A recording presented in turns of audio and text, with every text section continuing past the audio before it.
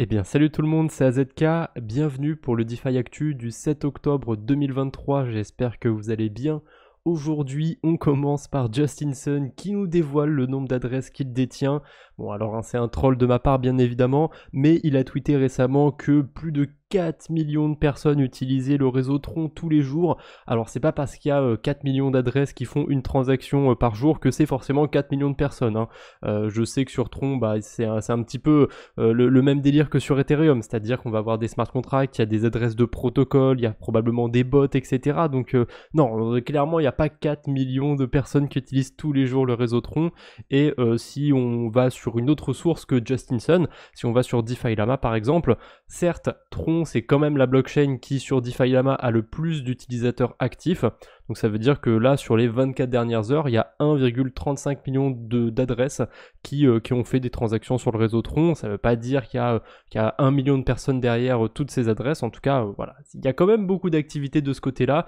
Mais voilà, Tron, c'est pas connu pour être une blockchain très très transparente, etc. Il y a plein de carabistouilles sur cet écosystème. Moi, je suis persuadé qu'il n'y a pas 1 million de personnes qui utilisent Tron tous les jours. Mais bon, si Justin Sun en est persuadé, écoutez, c'est son projet, peut-être qu'il est plus légitime que moi. Je pense pas. Je prends soin de numéroter chaque vidéo que je fais. Alors ça, c'est pour la chaîne principale, hein, bien évidemment. Sur la chaîne secondaire, je garde pas forcément les vidéos que je fais, vu que c'est généralement du contenu d'actualité, donc il y a assez peu d'intérêt que je le ressorte 1 mois, 2 mois, 6 mois plus tard. Et du coup, sur la chaîne principale, pour l'instant, si vous allez voir, il y a 288 vidéos en ligne, mais en réalité, vous voyez que ma numérotation de projet, la dernière qui est sortie, c'est la numéro 291. Donc il y a un écart parce que entre temps, il y a des vidéos qui n'ont pas été numérotées. Genre au début, j'avais fait quelques concours, ça c'était pas numéroté. Il y a aussi des vidéos qui ont été supprimées avec le temps, soit parce que elles étaient plus d'actualité, plus du tout utiles, sur des protocoles qui sont morts depuis. Mais maintenant, je commence à les passer en privé parce que j'ai l'impression que de supprimer les vidéos, ça a tendance à faire descendre dans le référencement. Mais bon, ça c'est que mon avis. Voilà, du coup bientôt 300 vidéos sur la chaîne principale. N'empêche, c'est pas mal, c'est pas mal et je continue, voilà, de build un petit peu tous les jours, de vous proposer du contenu. Et je vous ai fait un petit spoil aussi sur les 2 prochaines vidéos qu'il y aurait sur la chaîne principale. Voilà, le prochain sujet a priori ce sera Instadapp Lite et ensuite un épisode du portefeuille 2023. On a un hack pour aujourd'hui, on a même un deuxième qu'on va aller voir un petit peu après. Celui-là, ça va être le plus gros de la journée. 3 millions de dollars qui ont été dérobés sur le protocole Stars Arena. Donc c'est un protocole de social finance, un petit peu comme Friendtech, etc. Sauf que là, on était du côté de la blockchain Avalanche. C'est tous les fonds qu'il y avait sur le protocole qui ont été volés a priori, puisque maintenant, quand on va sur DeFi Lama, la TVL du protocole, elle est à 0. D'ailleurs, on peut le voir, hein, PegShield l'a tweeté. Là, il y avait encore 31 000 dollars au moment du tweet. Maintenant, j'ai été vérifié sur DeFi Lama, il y a 0. C'est dommage parce que ce protocole avait fait venir quand même pas mal d'activités sur Avalanche. Alors, je pense qu'il n'y avait pas que ce protocole, mais quand même, il y contribuait pas mal. Vous voyez que les transactions, elles avaient explosé sur le réseau Avalanche. Bon, on verra bien ce que ça donnera en bull run. On verra bien ce que ça va donner aussi sur les prochains jours. À mon avis, ça va revenir à la normale du côté d'Avalanche. Mais ouais, c'est dommage. Même si j'aime pas les protocoles de social finance, etc., il faut avouer que ça avait amené un petit peu d'activité du côté d'Avalanche et le token AVAX était bien porté ces derniers jours. Donc on verra. On croise les doigts pour Stars Arena, mais à mon avis, assez peu de chances que les fonds soient récupérés. Le token Balancer, petit fun fact, vous saviez qu'il était sur ses prix les plus bas, qu'il n'ait jamais atteint. Moi, je pensais pas, je me disais qu'il avait peut-être été listé à une misère et qu'il avait super bien performé sur le dernier bull run, etc. Vu que c'est un gros protocole de la DeFi. Et a priori, non, il a dû être lancé à un prix assez élevé. Je sais même pas comment le token a été lancé, j'avoue que je le suis pas depuis les tout débuts. J'ai été chercher sur DexScreener, etc. si je retrouvais pas une pool qui date d'il y a plusieurs années pour voir si le token Balancer, il avait pas commencé plus bas on-chain et que c'est juste sur les plateformes comme CoinGecko que j'ai pas assez d'historique. A priori non, j'ai pas trouvé en tout cas. Donc le prix le plus bas ce serait 3,06$ atteint le 25 septembre 2023, donc c'était très récent. Ouais, je suis tombé sur ça par hasard. Vous saviez déjà que le Balancer était sur ses prix les plus bas? Moi je savais pas, et est-ce que vous pensez qu'il peut toujours y avoir de l'avenir du côté du token de Balancer? C'est quand même un token qui est capitalisé à 140 millions de dollars, hein, c'est pas rien, c'est un des plus gros projets de la DeFi. Moi je serais pas étonné de le voir continuer de baisser en termes de prix. Après, si on repart sur un marché haussier, bon, on sait très bien hein, comment ça se passe pour ceux qui étaient là en 2021, tout pump littéralement en marché haussier, donc bon bah on verra bien du côté de Balancer. Il y a eu un petit rebond pour l'instant, mais c'est vrai qu'on est au ras des pâquerettes pour le moment sur Balancer. Le deuxième hack du jour que je voulais partager, c'était autour de Galaxy. Alors c'est comme Balancer justement récemment, c'est le nom de domaine en fait qui a été hacké. Donc si jamais vous vous rendez sur le site de galaxy.com, bah vous allez être sur une fausse version du site avec un MetaMask qui s'ouvre, qui vous demande de signer une transaction, et si jamais vous signez cette transaction, bah vous vous faites voler vos fonds. Donc c'est important d'utiliser des extensions comme Pocket Universe qui vous mettent en garde sur ce que vous allez signer, d'utiliser aussi potentiellement un wallet comme Rappi qui va vous montrer littéralement ce qui va se passer dans votre transaction, et si vous signez ce genre de mauvaises transactions, vous voyez qu'il y a vos cryptos qui partent. Grâce à Rappi, vous voyez ce qui va se passer, si vous allez être drainé ou pas. Donc c'est important, je pense, d'utiliser le wallet Rappi, les extensions comme Pocket Universe, etc. Il y a pas mal de choses qui existent maintenant pour se protéger un petit peu de ce genre d'attaque. Donc voilà, ne soyez pas flemmards, surtout si vous êtes sur PC, parce que sur mobile c'est un petit peu plus difficile, on n'a pas Rappi, on n'a pas toutes ces extensions, mais si vous utilisez souvent vos cryptos sur PC, voilà, mettez ces extensions, c'est quand même assez important. Binance qui contrôlerait à peu près 117 millions de BNB, alors d'après Forbes, j'ai pas creusé plus que ça la source, je voulais juste remonter le fait. Si c'est le cas, c'est quand même pas terrible, hein, parce que ça représenterait à peu près 3/4 des BNB qui est en circulation, donc c'est pas dégueulasse. Après, d'un côté, je suis pas si étonné que ça, hein, ça reste ça reste un projet de finance centralisé, hein, c'est un exchange. Donc généralement, les exchanges ils sont quand même connus pour avoir la main mise sur leurs tokens. C'est pas pour rien que dans le top 100, quand on regarde les tokens qui ont le moins de volatilité, qui sont les moins échangés, c'est généralement les tokens d'exchange. Parce qu'ils sont listés que sur leur protocole. Voilà, les tokens d'exchange c'est très très peu échangé, c'est très centralisé, c'est très manipulé. Je suis pas très étonné de voir ça. Il faut garder à l'esprit aussi que Binance, ils ont une poche de, je sais plus, je crois que c'était 100 millions de BNB qu'ils avaient prévu de burn en fait. Donc ils ont déjà bien tapé dans cette poche. Bon, on verra bien ce que ça va donner à l'avenir. Mais ouais, Binance, bon, c'est pas très étonnant. C'est un exchange, donc ils ont quand même la main mise sur leur token. Mais c'est toujours pas terrible de voir ce genre de news. On a TimeSwap aussi qui annonce enfin le token très clairement. Il teasait un petit peu le truc, maintenant c'est clairement annoncé.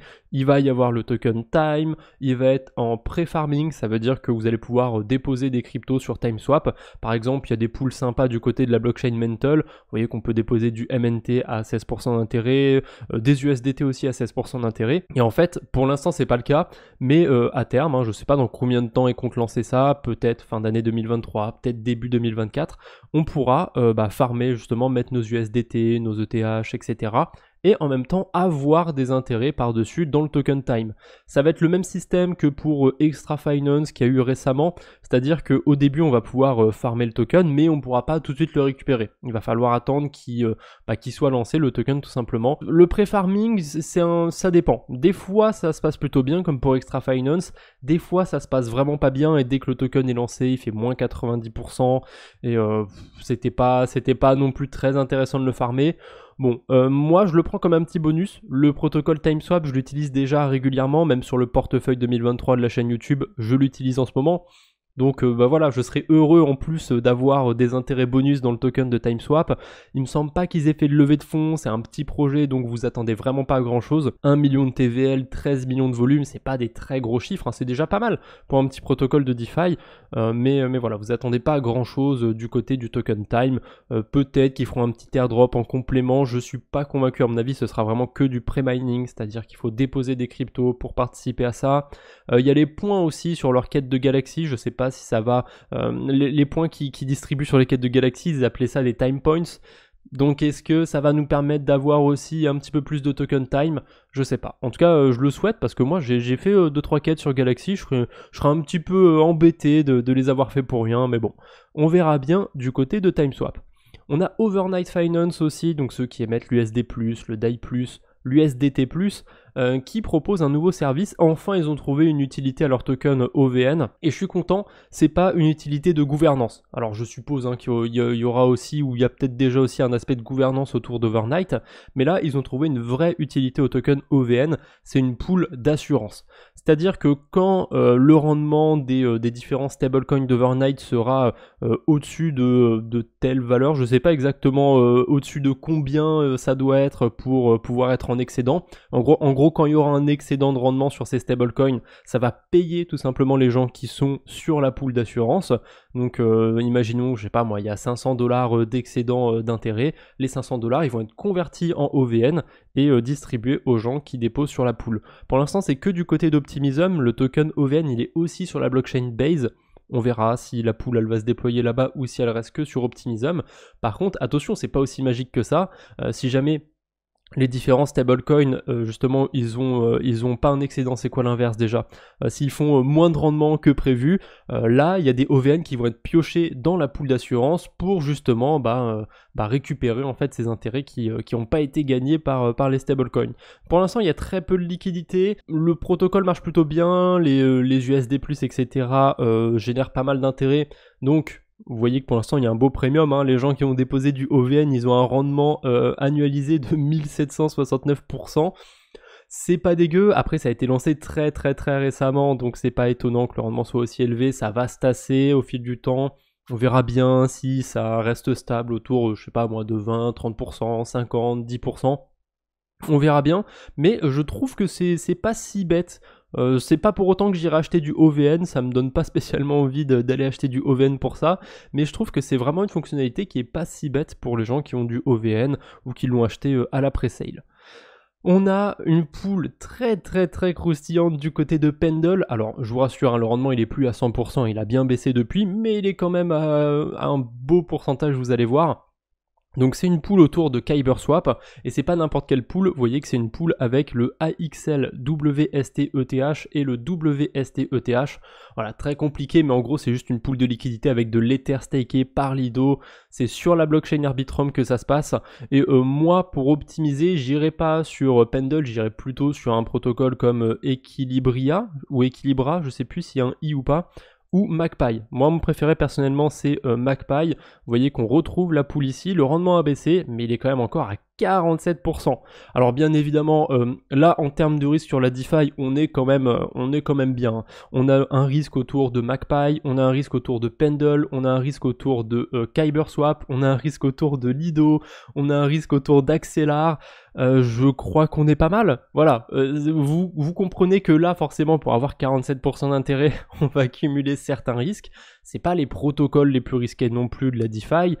Mais voilà, n'allez pas déposer tous vos Ethers sur cette pool, ce serait vraiment pas raisonnable de le faire. Attention aussi, hein, je pense que la pool va être très volatile entre guillemets dans les prochains jours, dans le sens où le rendement risque de baisser. À mon avis, il va plutôt se stabiliser autour de 10, 15, peut-être 20% APY.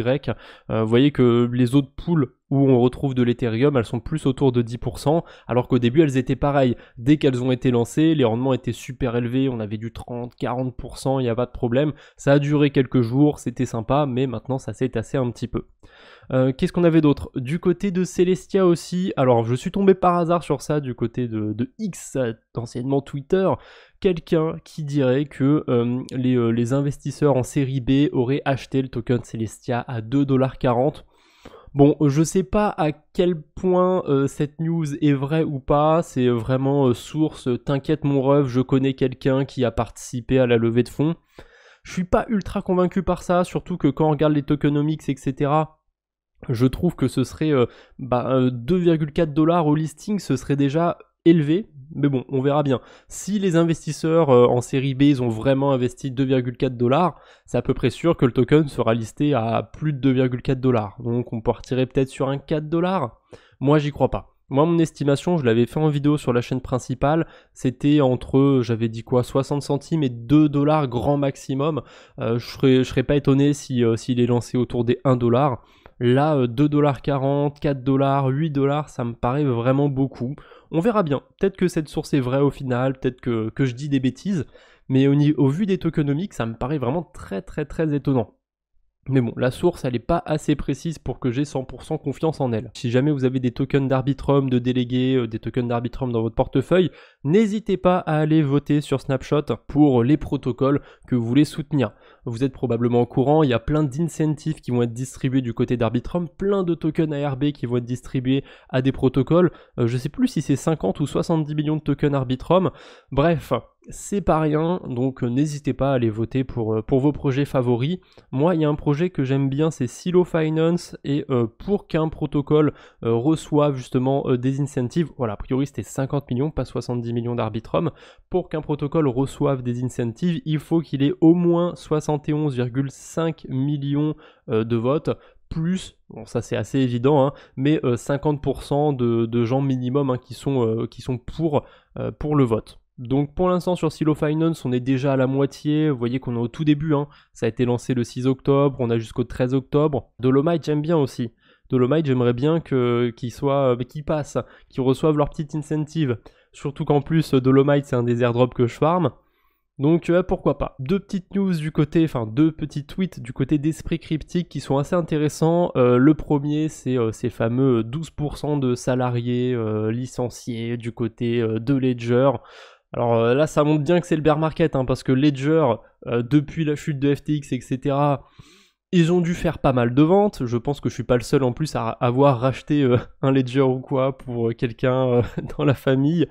Bref, ça montre vraiment, c'est vraiment le genre de news qui montre qu'on est encore en bear market. Alors bien évidemment, comme le souligne Seb Gouspiou, il y a aussi des boîtes qui recrutent, il faut savoir nuancer. Mais voilà, Ledger c'est pas rien, c'est une des boîtes qui a plutôt bien tanké qui tank plutôt bien ce bear market. Mais pourtant ils sont quand même obligés de se séparer de certains de leurs salariés, comme quoi voilà, ce bear market est assez rude. On verra bien si on arrive à en sortir d'ici 2024 avec le halving. Est-ce que ça va être encore une prophétie autoréalisatrice? Est-ce que toutes les planètes vont s'aligner comme les précédents bullrun? On verra bien. Et dernière news aussi, c'est un petit fun fact pour terminer cette vidéo, je trouvais ça très intéressant. Le 17 août 2008, le nom de domaine netcoin.org est réservé par un anonyme. Le 18 août 2008, c'est au tour de bitcoin.org. Donc Satoshi Nakamoto, il avait a priori hésité à appeler le Bitcoin Netcoin, ce qui est nettement moins bien personnellement. Moi je trouve qu'il a fait le bon choix. Dites-vous que peut-être dans un monde parallèle au nôtre, le Bitcoin il s'appelle Netcoin. À votre avis, est-ce que le Netcoin il a déjà atteint les 100 000 $? Ou alors il a même pas dépassé les 1000 $? Moi je trouve le nom plutôt pété, donc à mon avis, il n'a pas passé les 1000 $, mais n'hésitez pas à me donner votre avis par rapport à ça en commentaire. Voilà, c'est tout ce que j'avais pour aujourd'hui. J'espère que cette vidéo vous a plu. J'ai l'impression qu'elle était un petit peu plus longue que d'habitude. Ouais, 20 minutes quand même. Allez, on se retrouve bientôt, j'espère. D'ici là, portez-vous bien. Salut tout le monde!